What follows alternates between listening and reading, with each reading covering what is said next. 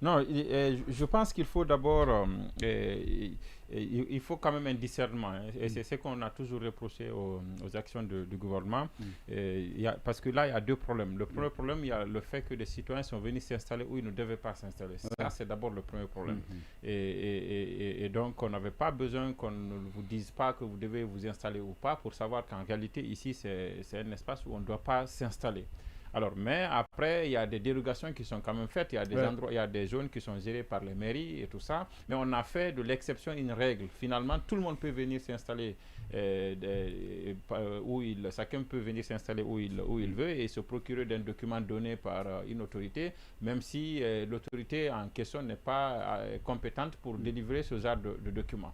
Maintenant, de l'autre côté, il faut quand même dire que c'est vrai qu'il y a quand même un acte du ministère de la Justice à un moment donné, c'était un communiqué qui rappelait l'article 1405 alinéa 3 relatif à la procédure d'expulsion.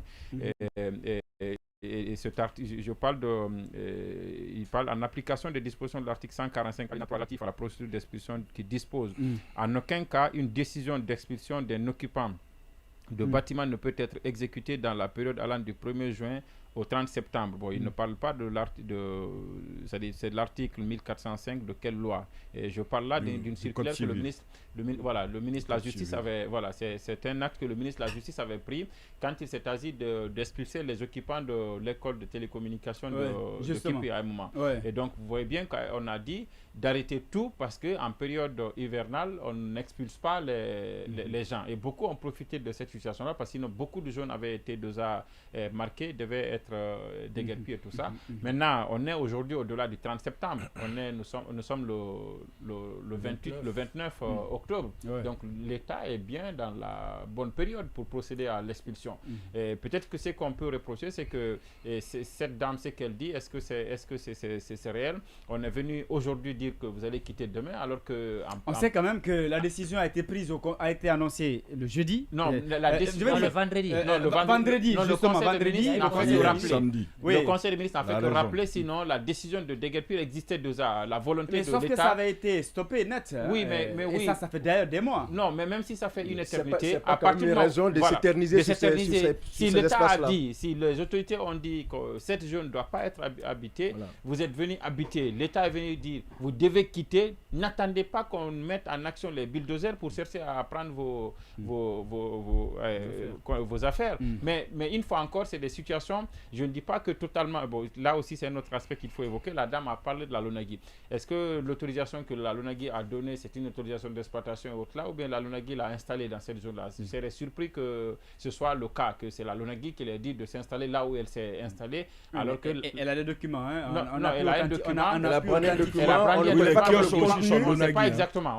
Nous, on a pu authentifier la chose. Qu'est-ce que ce document dit? Ce document leur autorise, pas que elle, mais tous qui travaillent sur leur kiosque, il leur avait été autorisé de rester là. Les endroits avaient été indiqués. Oui, d'accord. Mais si ces endroits ont été indiqués, je ne crois pas que la LONAGUI puisse prendre sur elle la responsabilité d'installer un citoyen là où il ne doit pas. Si on m'avait dit la mairie au moins, j'aurais pu comprendre. Mais la LONAGUI, je ne crois pas. J'attends de voir le document là et de le lire moi-même. Mais de toute façon, vous savez, ce n'est pas la première fois. On se souvient de beaucoup d'autres cas. Le cas Ibrahima Kourouma à un moment donné, à Koya, à chose, comment ça s'appelle, à Dubreka, mais même ici à Conakry, derrière la RTZ, comment ça s'appelle? Kapouraï, les histoires de Kapouraï, Dimes et tout ça. L'État a tous brillé par cette brutalité-là, à aller déguerpir les gens. Et parfois, quelqu'un l'a dit, la nature a horreur du vide. On n'aménage pas ces endroits-là. Ah oui, c'est ce que même, il y a, comment l'autre là s'appelle, Mohamed Lamine Bangoura, qui dit qu'il ne s'agit pas de déguerpir, il faut aménager les chaussées piétons comme dans les autres pays. Sinon, ça ne sert à rien, tout sauf propagande, populisme comme les régimes passés. Faites la différence donc donc voyager, aller voir le développement d'un pays. Exactement. Donc il faut faire une démarcation nette entre le bien de l'État, entre là où les citoyens peuvent s'installer et là où, vous avez vu, la même situation se passe du côté du marché de 36, du kilomètre 36. Vous voyez tous ces marchés, on est arrivé ici à un moment où le ministère de TP était obligé d'ériger des murets bien sûr, pour vraiment les contraindre à devant rester, les marchés pour dire à des humains, vous ne devez pas traverser comme si...